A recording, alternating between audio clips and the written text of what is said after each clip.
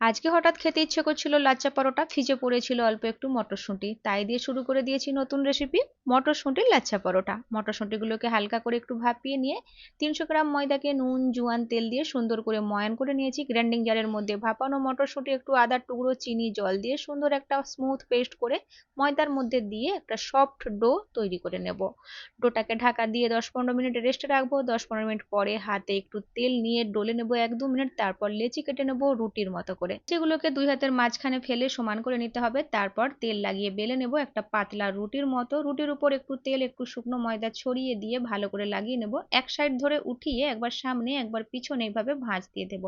এখন এক সাইড থেকে এভাবে রাউন্ড করে গোল করব, সাইডটাকে খুব ভালো করে চিপকে দিতে হবে। তারপর হালকা হাতে এখন বেলে নেব, খুব বেশি জোর দেওয়া যাবে না আর খুব বেশি পাতলা করা যাবে না। তো এখন সেঁকে নিতে হবে। আমি তেল লাগিয়ে সেঁকে নিচ্ছি, চাইলে ঘি বা বাটার দিয়েও সেঁকে নিতে পারেন। ভালো লাগলে অবশ্যই লাইক শেয়ার করবেন।